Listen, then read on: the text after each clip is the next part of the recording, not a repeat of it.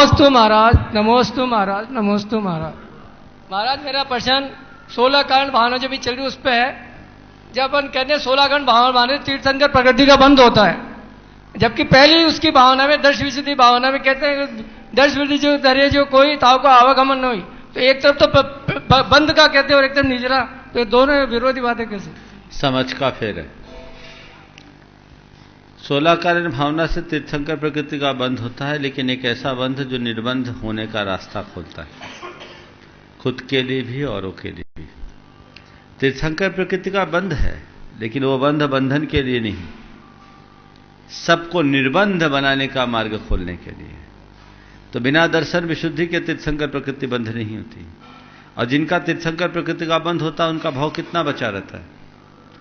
अगर चाहे तो उस भाव में भी मोक्ष हो जाए, नहीं जाए तो तीसरे भाव में पक्के तौर पर मोक्ष होगा। तो तीर्थंकर प्रकृति भी भवतारिणी प्रकृति है, समझ गए?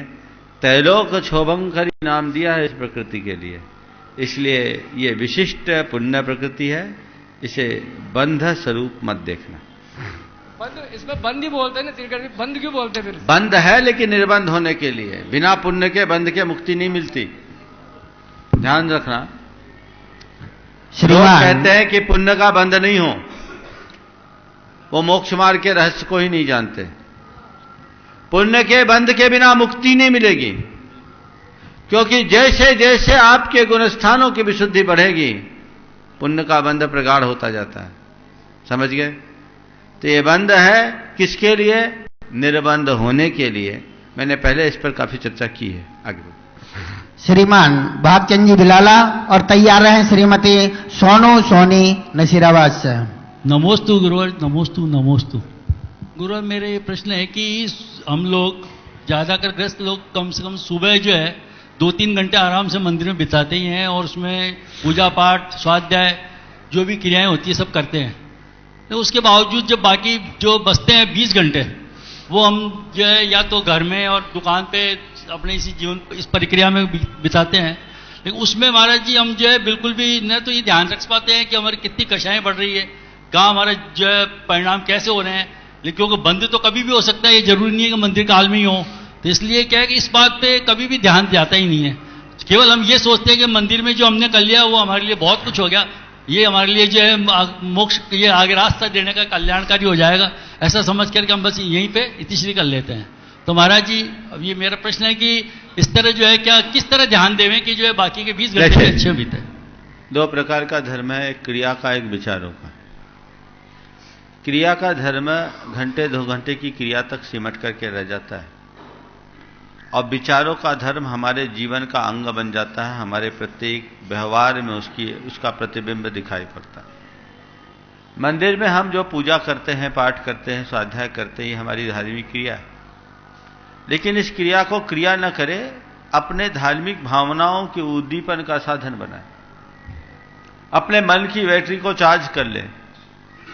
जिस सिद्धांत की हम पूजा मंदिर में कर रहे हैं, बाहर आकर के हम देखें कि व्यवहार में वो फले, बिल्कुल उसकी हत्या न हो।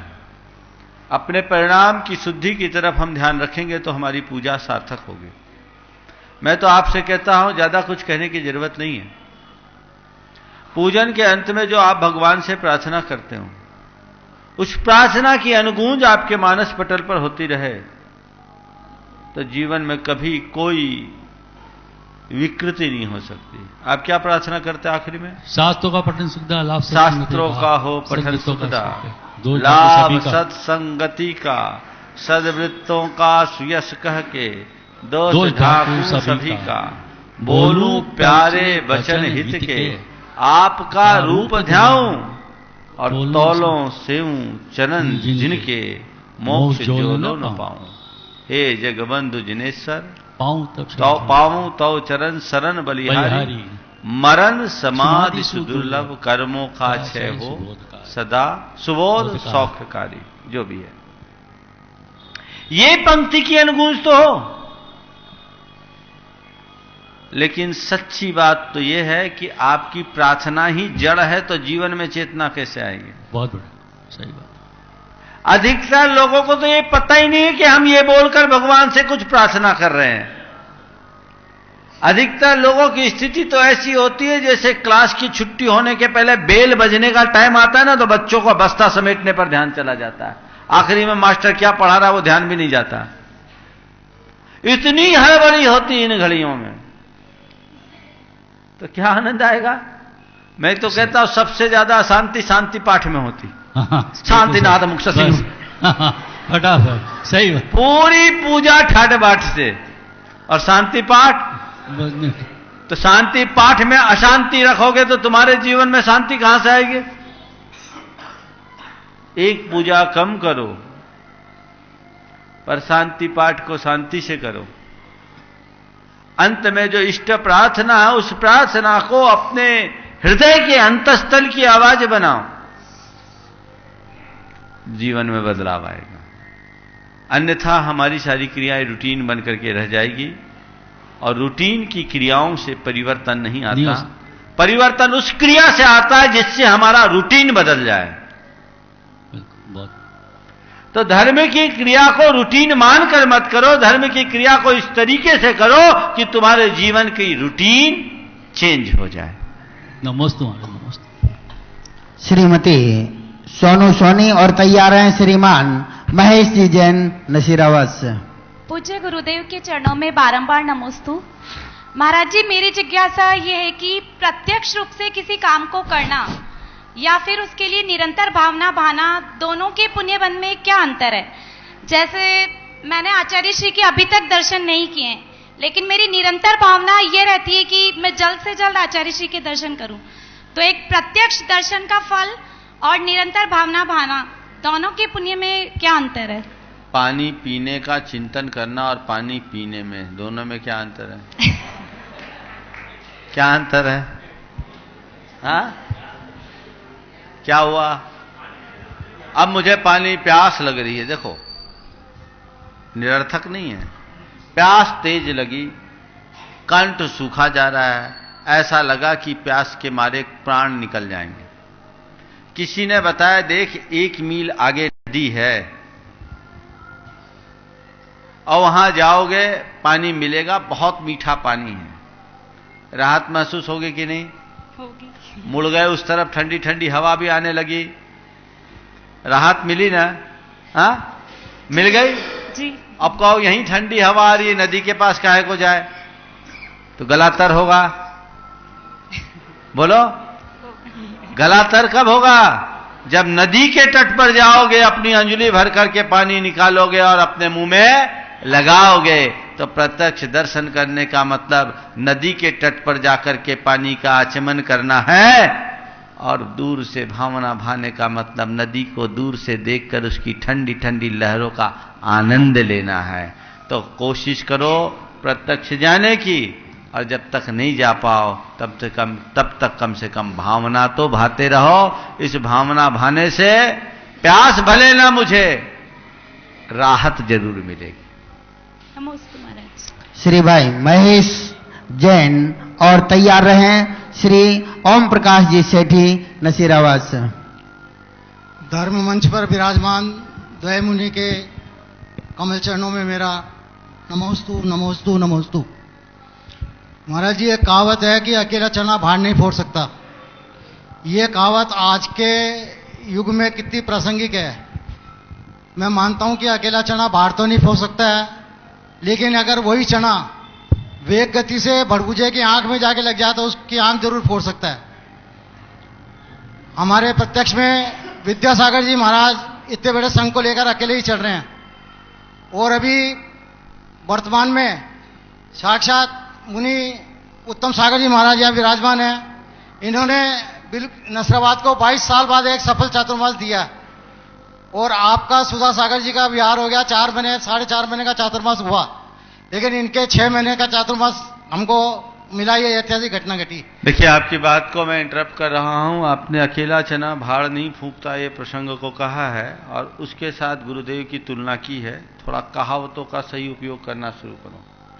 अकेला चना भाड़ भले नहीं फूंक सकता, पर अकेला चांद पूरी दुनिया को आलोकित जरूर कर सकता है। हमारे गुरुदेव भड़भूंजे के चने नहीं है, हमारे गुरुदेव आकाश के चांद है, अमृत लुटाते हैं। वो किसी की आंख फोड़ते नहीं, आंख में रोशनी डालते हैं। इसलिए कहावत है, सुधार के बोला करो। नमोस्तु महाराज। महाराज जी नमोस्तु नमोस्तु नमोस्तु। महाराज जी मेरी जिज्ञासा है, समय से कहती थी 24 भगवान में से 20 भगवान मोक्ष गए, बाकी के 4 भगवान अलग अलग जगह से मोक्ष गए, ऐसा क्यों? ऐसा इसलिए कि ये पंचम काल हुंडा और सर्पनी का।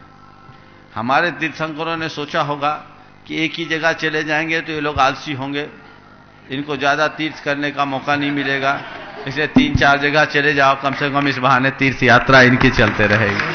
नमस्ते। और महावीर भगवान ने सोचा कि भाई हम बिल्कुल पंचम काल के नजदीक गए हैं, हमने देखा है कि पंचम काल के लोगों का सत्य क्या होगा, क्या पता शिखर जी चढ़ पाए या न चढ़ पाए भावी पीढ़ी, इसलिए अपन नीचे से निपटा दो।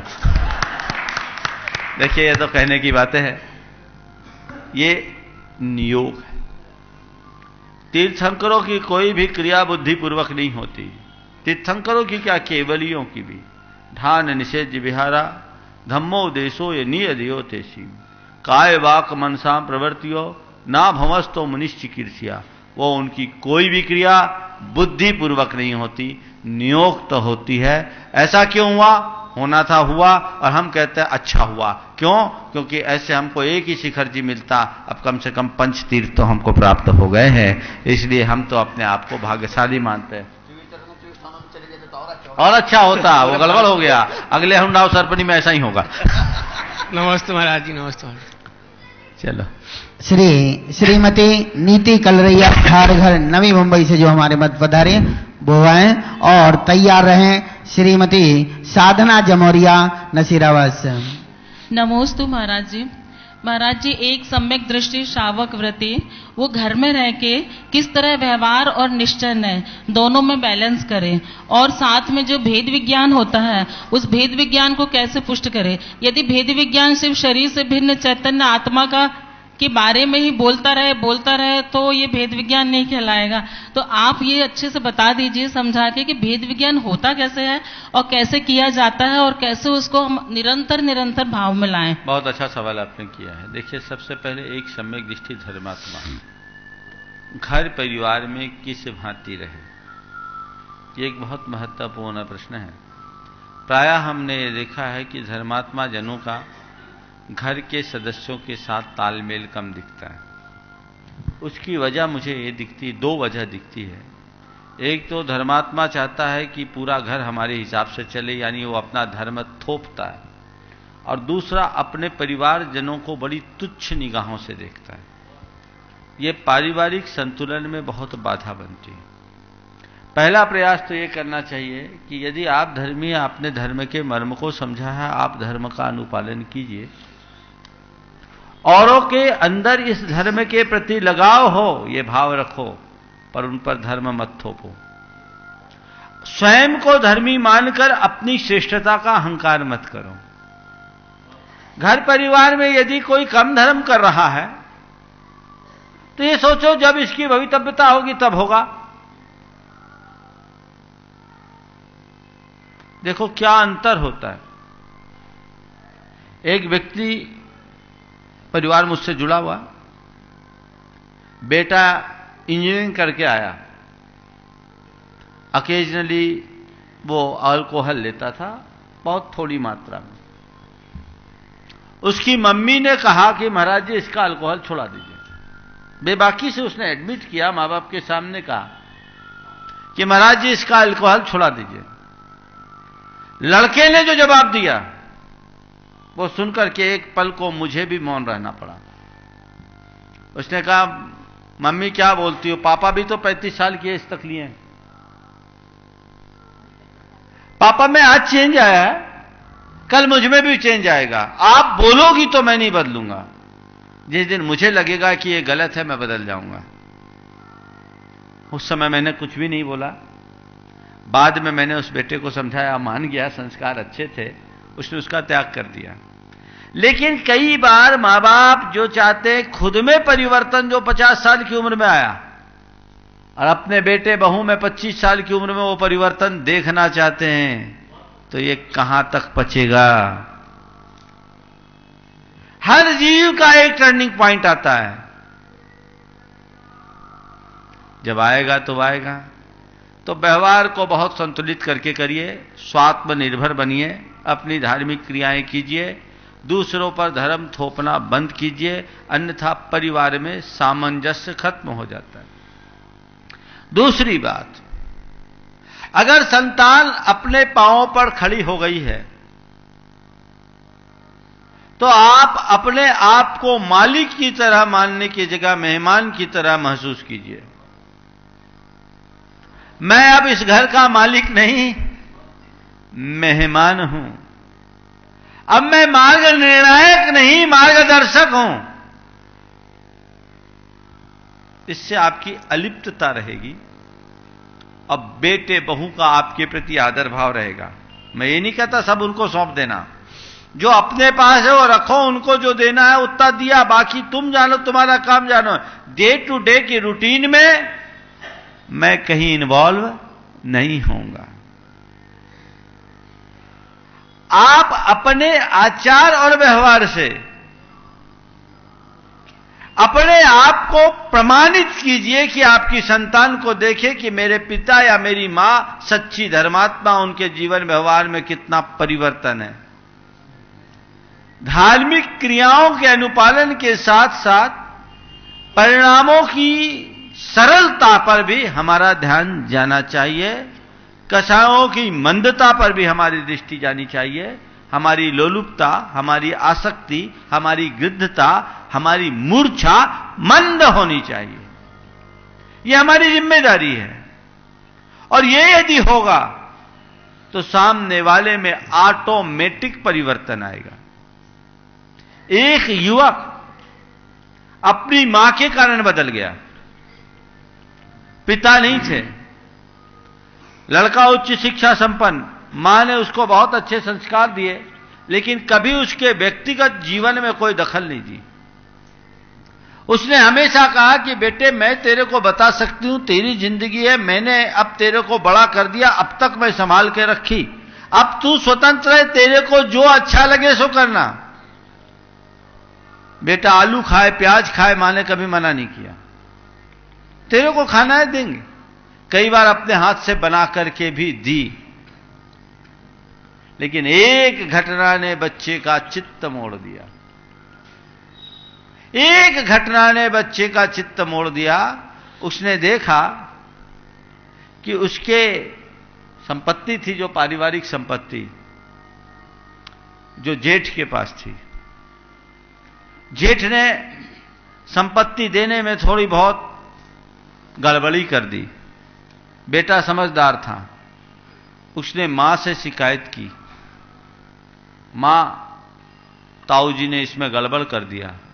मां ने बेटे से कहा, बेटा मेरी संपत्ति वो नहीं जो मेरे जेठ ने मुझे दिया है, मेरी संपत्ति वो है जो मेरे पति ने मुझे दिया है। मेरी असली संपत्ति तू है, मुझे और किसी संपत्ति की जरूरत नहीं।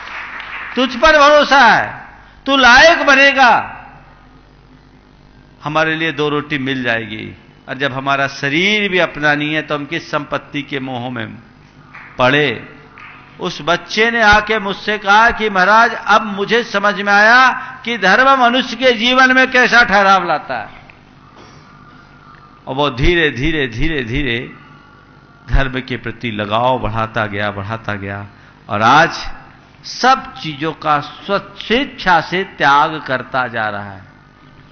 तो ये चीज हर किसी को होना चाहिए। हम लोग बोलते हैं होता स्वयं जगत परिणाम, मैं जग का करता क्या काम। कर्ता बुद्धि को कम कीजिए, अपने ईगो को कम कीजिए। एक सम्यक दृष्टि की यह पहचान है। यदि इस तरीके से व्यक्ति अपना वर्तन करे तो घर परिवार में चाहे वो व्रती हो या अव्रती, धर्मी जनों को कभी तकलीफ नहीं होगी। वो खुद भी शांत रहेगा, परिवार में भी आनंद का वातावरण होगा। और इसकी उपेक्षा करेंगे तो बहुत गड़बड़ होगा, क्योंकि धर्म का आचरण हमारी व्यक्तिगत रुचि के ऊपर निर्भर करता है। रुचियां जगाई तो जा सकती है, थोपी नहीं जाती। तो हम ऐसी भावना भाएं कि सबके अंतरंग में रुचि जगे और उसी रुचि के बल पर अपने जीवन में परिवर्तन घटित करें। समझ गए महाराज जी? भेद विज्ञान के भेद विज्ञान के विषय में आपने जो सवाल किया है, नित्य एकांत में बैठकर शुद्ध आत्म तत्व का चिंतन करना चाहिए, वस्तु स्वरूप का विचार करना चाहिए और बार बार बार बार उसकी भावना भाने चाहिए।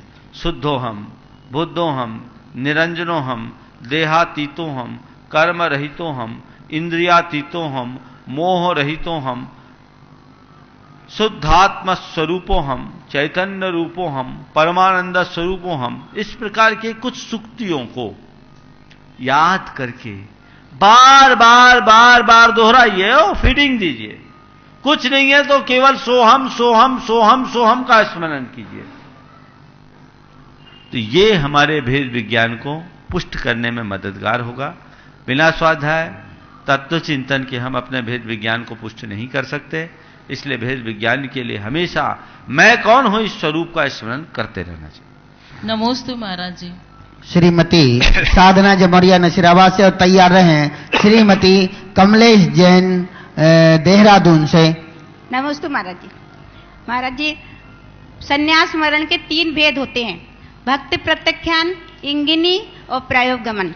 महाराज जी, प्रायोगमन संन्यास वाला जिस आसन से संलेखना ग्रहण करता है उसी आसन से अपना शरीर छोड़ता है।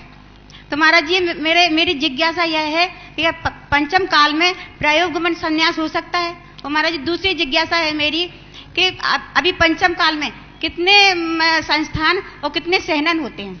देखिए, सवाल सबको एक प्रश्न करने की अनुमति है, कल से 2 मत करना। अच्छा मन, कल तो से बहुत लोग वंचित रह जाएंगे। प्रायोगमन और इंगिनी मरण दोनों पंचम काल में निषिद्ध है। पंचम काल में भक्त प्रत्याख्यान का ही विधान। आपने बोला इस युग में कितने सहनन और संस्थान? संस्थान तो 6 हो सकते हैं, सहनन अंत के 3, 2 पीछे वाले 2, लास्ट के 3, लास्ट के 3 और संस्थान 6। नमस्ते महाराज। दिगंबर मान्यता के अनुसार, श्वेतांबर मान्यता में कुछ मान्यताओं में समचतुरस संस्थान का अभाव बताया। नमस्ते। हाँ, दीजिए। श्रीमती कमलेश जैन देहरादून से और नमोस्तु महाराज जी। नमोस्तु नमोस्तु नमोस्तु। महाराज श्री, मेरी जिज्ञासा है कि हम अनंत काल से भटक रहे हैं, क्या हमें कभी जैन धर्म नहीं मिला या तीर्थंकर भगवान के दर्शन या केवली भगवान के अब तक नहीं हुए थे क्या? और अब हम जो जैन धर्म पाके देवशास्त्र रूप है सच्ची श्रद्धा रखते हैं, तो क्या अब हमारा कल्याण हो सकता है आगे? देखो, मेरा अनुमान ये कहता है कि हमने पिछले जन्म में जरूर जिनकुल की शरण ली हो। मेरी बात को ध्यान से सुनना। पिछले जन्म में किसी न किसी जन्म में हमने जिनकुल को जरूर धारण किया होगा, लेकिन थोड़ा सा मिथ्यात्व का पुट रहा होगा। पर मिथ्यात्व सहित जिनकुल में जन्म लेने के बाद भी हमने इतनी समझ और इतना पुण्य उपार्जित किया कि भले पंचम काल में जन्मे, पापी पंचम काल में जन्मता है, लेकिन भले पंचम काल में जन्मे, आचार्य विद्यासागर के युग में जन्मे। ऐसे युग में जब मोक्ष भले नहीं पर मोक्ष मार्ग की सामग्री मिल रही है और हमारे मन में धर्म के प्रति लगाव बढ़ रहा है, धर्मानुकूल बुद्धि हमारी जगी है, ये किसी न किसी परम पुण्य का फल है। मैं तो ये नहीं मानता, हालांकि ये दिव्य ज्ञानियों के ज्ञान का विषय है, दावे के साथ कहा नहीं जा सकता, पर मैं ये नहीं मानता कि हमने अतीत में कभी जैन कुल नहीं पाया हो सकता है पाया हो सकता है तीर्थंकरों की भी शरण ली हो, तीर्थंकरों के युग में भी जन्म लिया हो, लेकिन बस दर्शक दीर्घा में दूर में बैठे रहे होंगे, इन्वॉल्व नहीं हुए होंगे, समो शरण में बाहर की भूमियों में मंडराते रहे होंगे, अंदर श्री मंडप भूमि में जाने का सौभाग्य नहीं पाए होंगे। तो कहीं ना कहीं कसर रह गई। कोई बात नहीं, इस युग में भी हमें मोक्ष भले न मिले, मोक्ष मार्ग मिला है। यदि इस मोक्ष मार्ग को पाकर हमने अपनी तदनुकूल वृत्ति बना ली तो ये पंचम काल का जन्म भी हमारी पंचम गति का आधार बनेगा। मैं तो कहता हूं वो चौथे काल और विदेश क्षेत्र का जन्म व्यर्थ है जिसमें धर्म की समझ न हो, और वो पंचम काल का जन्म श्रेष्ठ है जिसमें हमें धर्म की सही समझ विकसित हुई हो तो ये समझ को मेंटेन करके रखिए और जीवन की अंतिम सांसों तक यही भावना भाइये कि जब भी मैं इस संसार से विदा लूं तो बस भेद विज्ञान के साथ लूं, देव शास्त्र गुरु का स्मरण करते हुए लूं, जिससे मेरा भवोद्धार हो सके। महाराज श्री जरा एक जिज्ञासा और है कि मतलब आयु बंध जीव के विशेष परिणामों से होता है, ये विशेष परिणाम कौन से होते हैं? ऐसा आगम में बताया, लेस्या के मध्यम अंश है, उसे शब्दों के द्वारा नहीं बताया जा सकता, पर ये आयु बंध के योग्य अपने अपने अलग अलग परिणाम। नमोस्तु महाराज। नमोस्तु महाराज जी, मेरा यह प्रश्न है कि जब आपकी मुनि दीक्षा हुई उससे पहले आपके जैनी अजैनी दोस्त भी होंगे, वे सब आपकी दीक्षा में आए थे क्या? हमारी दीक्षा ऐसी हुई कि किसी को खबर ही नहीं लग पाई। आज जैसी व्यवस्था नहीं है। आज गुरुदेव ने कहा कल दीक्षा हो गई, कोई किसी को सूचना नहीं मिल पाई, न सूचना दी, न हम लोगों ने कभी सोचा। जितने जब देखे ना मुनि बनने के बाद ही देखे, और हमारी और महाराज की दीक्षा एक ही दिन हुई, दोनों की दशा एक ही थी। हम लोगों के 8 लोगों की एक साथ मुनि दीक्षा हुई और 8 में कोई के संबद्ध, किसी से संबद्ध कोई नहीं आया, 8 में एक के भी नहीं आ पाए, सूचना ही नहीं थी। ये तो गुरुदेव की आज्ञा थी, उन्होंने जब कहा आ गया।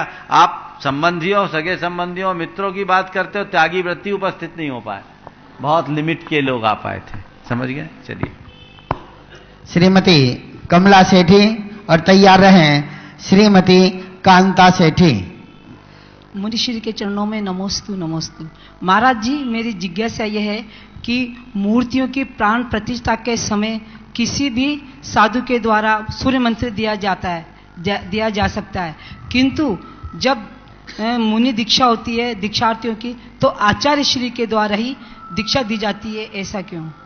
देखो, दीक्षा के मूल अधिकारी आचार्य, आचार्य के अभाव में परिस्थिति विशेष में आचार्य की आज्ञा या अन्य कोई निमित्त होने पर मुनि भी दीक्षा दे सकते हैं, लेकिन दीक्षा विधि एक अलग विधि और प्रतिष्ठा विधि अलग विधि।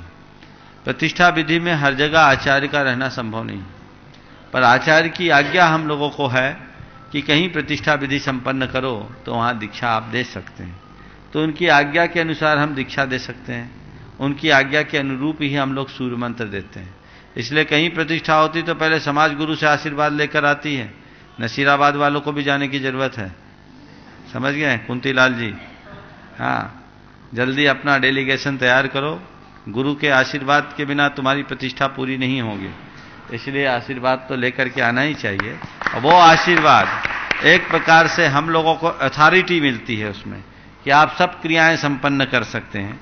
कोई कहे कि हम जब भगवान को दीक्षा दे सकते हैं तो किसी गृहस्थ को दीक्षा क्यों नहीं दे सकते? यह मर्यादाहीनता है।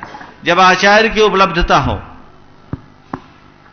तो सारा काम आचार्य को ही करना चाहिए। हमारे शास्त्र में लिखा है, एक मुनि जब गुरु की आज्ञा से बाहर विहार करने जाता है, उसके कई निमित्त बनाए, अन्य संघों में अध्ययन करने के लिए, ज्ञान की वृद्धि, परिसहों को सहने के लिए या धर्म प्रमाण आदि के निमित्त से, लौट करके जब गुरु के चरणों में आता है तो रास्ते में उसे जितने भी शिष्य मिलते हैं वो सब गुरु को सौंप देता है। ये शिष्य का कर्तव्य है, गुरु को सौंपे। तो सारे शिष्य किसके हो गए? गुरु के। जब हम गुरु के तो हमारे पीछे वाले सब गुरु के। तो मुनि को सामान्यतः मुनि दीक्षा देने का अधिकार नहीं है। हाँ, कुछ परिस्थिति ऐसी हो तो दी जा सकती है, जैसे आचार्य ज्ञान सागर जी ने गुरुदेव को दीक्षा दी, वो मुनि अवस्था में दी। और इसकी हम पुरानी परंपरा देखें तो आचार्य पुष्पदंत और भूतबली, शांति सागर तो बाद में आए, हम तो जड़ में जा रहे हैं। पुष्पदंत और भूतबली दोनों मुनि थे।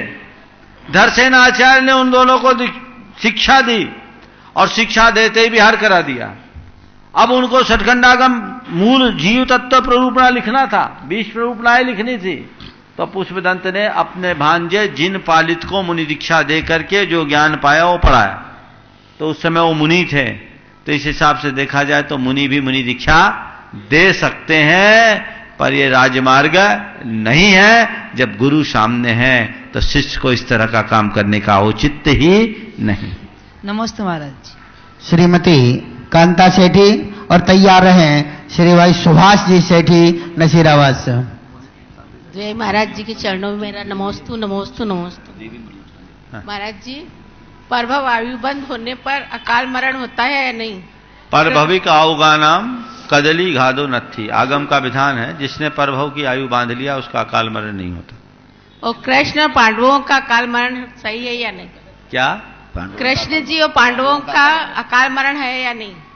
देखो, चरमोत्तम शरीरी तीर्थंकरों के अलावा बाकी की आयु अकाल में खिर सकती है, आगम में ऐसा विधान है। चलिए। नमस्ते महाराज जी। महाराज जी, कल विजयनगर में मैंने सुधा सागर जी महाराज से एक प्रश्न पूछा, तो महाराज ने कहा कि मेरे अनुज, उन्होंने तो बताया 1.5 मिनट के लिए, लेकिन मैं उस समय समझ नहीं पाया महाराज जी, टीवी भी चल रही थी, मैं टीवी में देखने लग गया। उन्होंने कहा कि आप अपने मेरे तीनों अनुज, उत्तम सागर जी, विराट सागर जी और प्रमाण सागर जी, आपके नसीराबाद में ही है, उनसे ज्यादा पूछोगे तो और भी बढ़िया रहेगा। महाराज जी, मेरा प्रश्न है कि एक व्यक्ति के पास मंदिर की दुकान है, वो 400 रुपये महीने का किराया देता है, जबकि इसके पास में ही उसके पास उतनी ही दुकान किसी दूसरे के पास है, जिसने कोर्ट ने आज की वैल्यू के हिसाब से 9,000 रुपये किराया कर दिया। लेकिन वो कहता है वो तो जज ने किया, भगवान ने थोड़ी किया, अगर भगवान कहेगा तो मैं भी कर दूंगा। ऐसी स्थिति में महाराज जी, समाज को रात्रि भोजन करने के लिए धर्मशालाएं भी देनी पड़ती है, और 23 दुकानें होने के बाद भी मंदिर का बिजली का बिल भी जमा नहीं होता है। कमेटी भी कहती है हम क्यों बुरा मने, और पुत्र और पत्नी भी कहती है कि भगवान को कौन सी शादी करनी है या मकान बनाना है, तो महाराज जी क्या करें? देखिए, ये एक बहुत ज्वलंत मुद्दा है, बात हंसने की नहीं, पर यह एक प्रकार का बहुत बड़ा पाप है। निर्माल भक्षण महादोष है। आप मंदिर की किसी संपत्ति को यदि अपनी संपत्ति मान रहे हैं तो अपने लिए भावी बहुत बड़ी विपत्ति को आमंत्रित कर रहे हैं। कभी ऐसा नहीं सोचना चाहिए। मैं आपसे एक सवाल करता हूं, आप किसी की निजी जगह में अगर कोई प्रतिष्ठान खोलते हैं तो हर तीसरे साल उसका किराया बढ़ाते हो कि नहीं बढ़ाते हो? नहीं बढ़ाते हो तो क्या सामने वाला चुप बैठा रहता है? क्या करता है? वो कोर्ट में ले जाता है, नोटिस देता है, नालिश करता है, और आखिरकार आपको देना पड़ता है। तो भैया, भगवान को क्यों चूना लगा रहे हो? यह महापाप है। हम ऐसे लोगों को भी जानते हैं जो मंदिर को 30 रुपया महीना किराया देते हैं और दरवाजे पर बैठने वाले दर्जी से 3,000 रुपया महीना वसूलते हैं। हो सकता है यहां भी हो। है महाराज जी, है। महापाप। ऐसा करके आप बहुत बड़े पाप के भागीदार बन रहे हो। आपका ये कर्तव्य है कि मंदिर की यदि किसी परिसंपत्ति का प्रयोग हम कर रहे हैं तो बिना मांगे उसका जो वाजिब किराया होता है उस अनुपात से किराया दो। इसमें तुम्हारी बरकत होगी, घटेगी नहीं। तुम दान न दे सको और कुछ नहीं कर सको, सहयोग न दे सको, चलेगा, पर भगवान के यहां जो देव द्रव्य है उसका उपभोग तो मत करो। 2 उदाहरण आपको देना चाहता हूं। एक स्थान पर मैंने यही बात की। मंदिर की लगभग 25 दुकानें थी और उनमें से आधी से ज्यादा वहां के ट्रस्टियों के पास थी। एक युवक के पास भी एक दुकान थी। वो बड़ा प्रभावित हुआ मेरी बातों से। रेडीमेड की दुकान थी, 300 रुपया किराया देता था। उसने देखा कि जिस जगह मेरी दुकान है और मेरी जिस तरह की आमदनी है, कम से कम 5,000 रुपया महीना किराया होना चाहिए। उसने लोगों के बीच प्रस्ताव रखा कि भैया हमारा अब 5,000 रुपया महीना किराया ले लीजिए, ये जेन्युइन है। आज महाराज ने बोला, उससे हम उद्वेलित हैं। लोगों ने कहा ज्यादा आदर्श की बातें मत करो।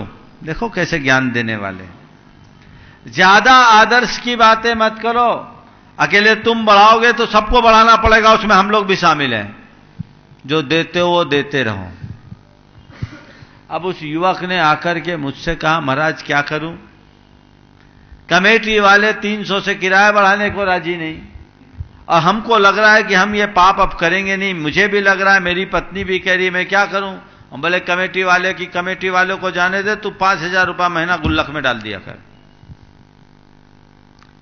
उस लड़के ने 5,000 रुपया गुल्लक डालना शुरू किया, और आपको बताऊं चमत्कार, उस लड़के ने बोला, महाराज जी हमारे जो टर्नओवर था उस साल 150% बढ़ गया। ये क्या पुण्य आया। और ये 2012 की घटना है।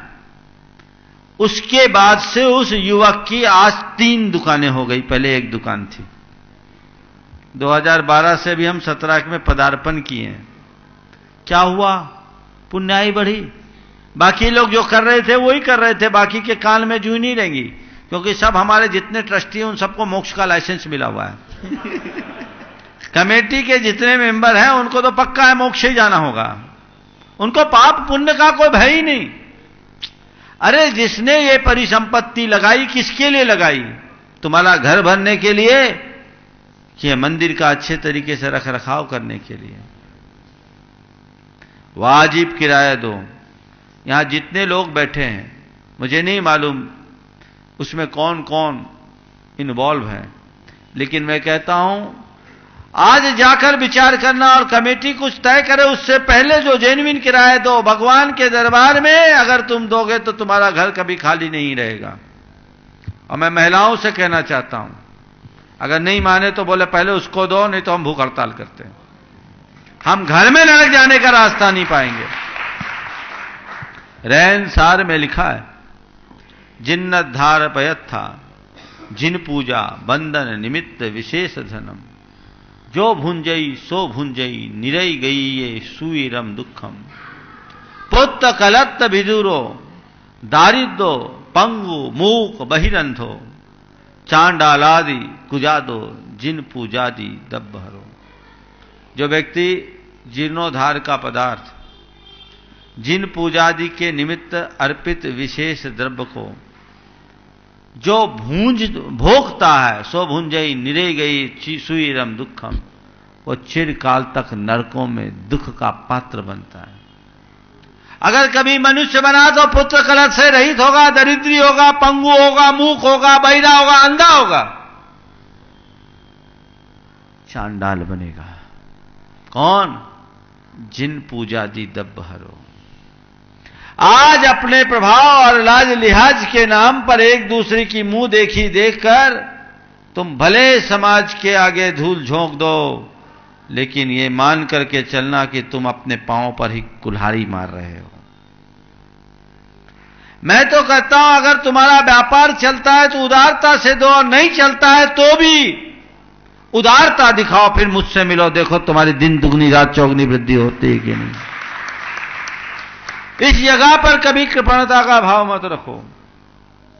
देव द्रव्य के उपभोग का परिणाम मैंने देखा, एक रोंगटे खड़े करने वाला प्रसंग बता रहा हूं आपको। पुराने जमाने में लोग मंदिरों में संपत्तियां देते थे, लिखा पढ़ी होती नहीं थी। एक गांव में एक मंदिर था, उस मंदिर के साथ 10 एकड़ जमीन भी लगी हुई थी, पुरखों से चली आ रही थी। घर एक ही बचा, बाकी सब लोग गांव के पास के कस्बे में आ गए। एक आदमी वर्षों से जोतता था वो 10 एकड़ जमीन, सिंचित जमीन, बहुत उपजाऊ जमीन। संयोग से वहीं से बाईपास निकल गया, उसकी वैल्यू बढ़ गई। उस 10 एकड़ जमीन की लोगों के हिसाब से 10 लाख रुपए एकड़ के हिसाब से 1 करोड़ की वैल्यू हो गई। लोग बोलते थे जब कभी भी उससे कि भैया मंदिर का हिसाब तो दे देंगे, वो उसी को जोतता था, कुछ नहीं मंदिर की द्रव्य सामग्री, और एक ठो बल्ब जलाता था और कभी कभी रंग पोचाड़ा करा देता था, काम चलता था, चलता रहा। समाज के लोग जब जमीन की कीमत बढ़ने लगी और उससे कहे कि भैया इसका हिसाब तो ये समाज की चीज है, तुम समाज को दो, बोले देंगे। पहले तो टालता रहा। एक बार जब समाज के लोगों ने दबाव डाला कि भैया ये समाज की चीज है, समाज के नाम करो, तो उसने कह दिया किसने कहा है समाज की चीज है, ये तो हमारी अपनी चीज है, हमारे बाप दादाओं की चीज है, समाज की चीज है तो दिखाओ कागज पत्तर। मंदिर है केवल भगवान का, एक इंच जमीन मंदिर की नहीं है। समाज के लोग तो चुपचाप रह गए, क्योंकि सब कागजी जमा खर्च, जवानी जमा खर्च था, कागजी बात तो थी नहीं। आपको क्या बताऊं, उसने कहा, और उसके 5वें या 7वें दिन की बात है, उसके 2 बेटों का स्कूटर से, एक ट्रक से एक्सीडेंट हुआ, ऑन स्पॉट दोनों बेटे चले गए।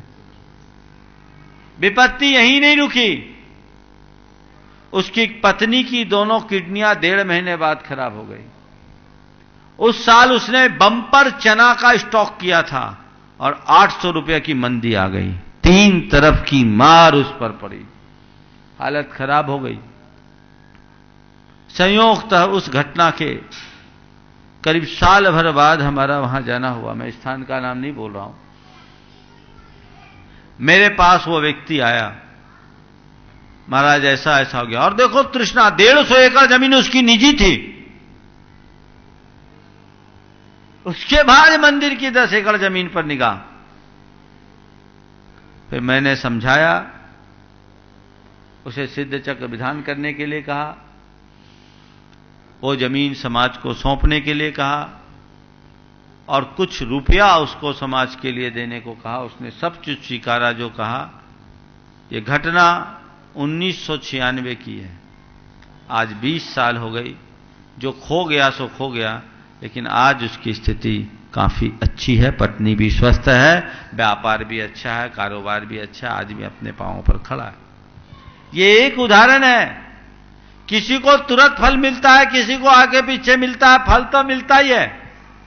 इसलिए जीवन में कभी ऐसा मत करना, तुम चाहते हो कि तुम्हारे घर परिवार में कोई इस प्रकार की विपत्ति आए तो तुम्हें जो करना है सो करो, और तुम ये चाहते हो कि हमारी भावी पीढ़ी ठीक रहे, हमारे भावी दिन अच्छे रहे, हमें दुर्गति का पात्र न पड़ना पड़े, महाविपत्तियों का शिकार न बनना पड़े, तो आज ही अपनी उदारता का परिचय देते हुए तुम्हारे मंदिर की जिस कमेटी के अंदर जो भी दुकानें हैं, खुद आगे आकर के देखो।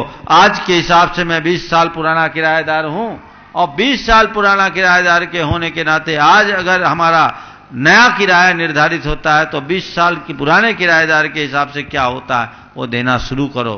और सोचो, यहां तो मैं ज्यादा दूं तो जो अच्छा है, क्योंकि जो कुछ बना हूं भगवान के दरबार से बना हूं, तो यहां लगाने में कोई संकोच मत करना।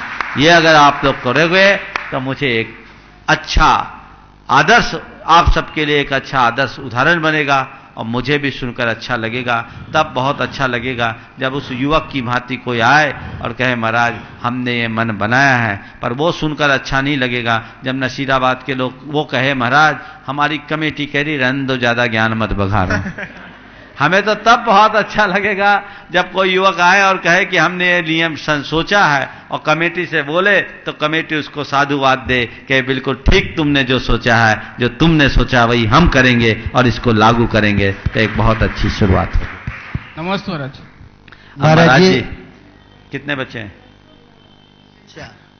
महाराज जी। और मैं परम पूज्य एक स्वान मुनि श्री उत्तम सागर जी महाराज के चरणों में नमस्तु करता हूं। हे गुरुदेव, आप अपनी शंका रखें और समाधान प्राप्त करें। इतनी बढ़िया शंका समाधान हो रहा हो तो हमें बीच क्यों काय कर लिया भैया?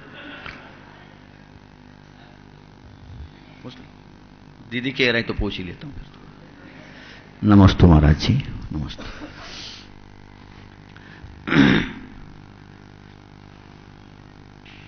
जैन धर्म भावना प्रधान है।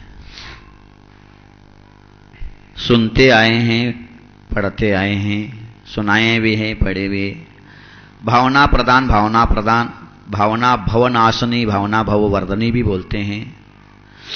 और उदाहरण भी दिया करते हैं सब लोग कि तंदुल मच का, जो तंदुल मच मात्र भाव किया, द्रव्य से कोई हिंसा नहीं की, भाव मात्र करने से 7वें नरक जाता है।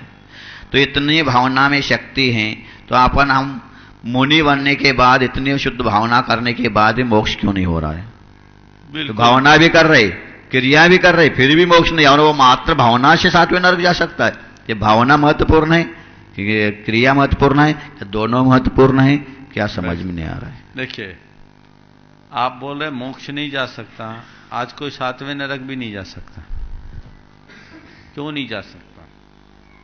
क्योंकि 7वें नरक जाने लायक भी भाव हमारे पास नहीं है। हम मोक्ष जाएंगे, भावना भा करके ही मोक्ष जाएंगे, क्रिया में मोक्ष नहीं है। ध्यान से सुनना, क्रिया में मोक्ष नहीं है, क्रियातीत होने में मोक्ष है, ध्यान से मोक्ष है। और ध्यान क्या है? एक भावनात्मक परिणति। जब हम उस उत्कृष्ट भावना को प्राप्त कर लेंगे जो क्रियातीत है, तो मुक्ति जरूर मिलेगी। आज हमारे अंदर वैसी भावना ही नहीं है। मोक्ष की भावना, मोक्ष की भावना, मोक्ष की भावना भाव, और थोड़ा सा भी कुछ प्रतिकूल निकल जाए, लग जाए, तो संसार आने लगे। जिनेन्द्र वर्णी ने एक बहुत अच्छा उदाहरण दिया। एक सेठ था, मोक्ष की भावना भाता था। हे भगवान, हमें कुछ नहीं चाहिए, हमें केवल मोक्ष चाहिए, मुझे कुछ नहीं चाहिए, केवल मोक्ष चाहिए। एक दिन भगवान ने अपना एक दूत भेजा, कहा जाओ, मेरा बंदा है, मोक्ष की बड़ी प्रगाढ़ इच्छा रखता है, जाओ उसका कल्याण कर दो। वो प्रकट हुआ, काश भगवान ने हमें भेजा है और मोक्ष में आज एक वैकेंसी निकली आपके लिए। बहुत खुश हुआ, बोले अच्छा वैकेंसी निकली भाई, हम आपको लेने आए। बोले अच्छा, मुझे मोक्ष मिलेगा? मिलेगा। बोले कब? बोले बस तुरंत, चलो। बोले अच्छा चलना है? हाँ चलो। मुझे क्या करना होगा? बोले कुछ नहीं करना होगा, तुम्हारे 7 बेटे हैं और 7 फैक्ट्रियां, प्रतिदिन एक एक बेटा मरेगा, एक एक फैक्ट्रियां चौपट होगी। 8वें दिन मैं आऊंगा, 7 बेटे और 7 फैक्ट्री जब खत्म हो जाएगी, मैं आऊंगा तो मैं मोक्ष ले जाऊंगा। उसने सुना, अच्छा 7 बेटे मर जाएंगे, 7 फैक्ट्रियां चौपट हो जाएगी? बोले तब तो मोक्ष बहुत महंगा है, भगवान से कहो कोई दूसरे क्वालिटी का मोक्ष तो हम चाहें। ऐसी भावना भाने वाले को मोक्ष नहीं मिलेगा। वो अदम्य भावना चाहिए, वो ध्यान जिससे हम कर्ता कर्म और क्रिया से ऊपर उठ जाए।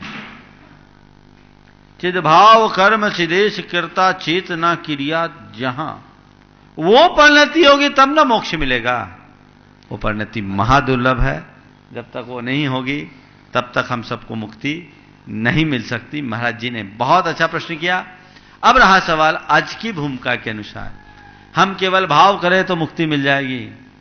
मोक्ष तो भाव से मिल सकता है, पर मोक्ष मार्ग क्रिया से ही मिलेगा। क्रिया करो, भाव सहित क्रिया करो। तुम सोचो हम भाव भावते रहे, नहीं, मोक्ष मार्ग में क्रिया करनी होगी। और मोक्ष मार्ग में चलते चलते चलते चलते जब क्रिया से ऊपर उठ जाओगे तो मुक्ति के अधिकारी बन जाओगे। इस प्रकार आज के सत्र को परम पूज्य गुरुदेव के चरणों में नमन अर्पित करते हुए यहीं पर विराम। बोलिए परम पूज्य आचार्य गुरुवर श्री विद्यासागर जी महाराज की। गुणायतन जैन धर्म का एक अति महत्वपूर्ण ऐतिहासिक कदम होगा, जो सारे लोक के जीवन के गुणात्मक परिवर्तन का आधार बनेगा। और जीवन का गुणात्मक परिवर्तन ही मोक्ष मार्ग में सहायक होगा। इतिहास का हिस्सा बनने का अवसर कुछ ही जीवों को प्राप्त होता है, या यूं कहिए कि कुछ भाग्यशाली जीव ही ऐसे कल्याणकारी अवसर का लाभ उठा सकते हैं। आइए आप भी यथाशक्ति दान करें, इस मुहिम का हिस्सा बनें।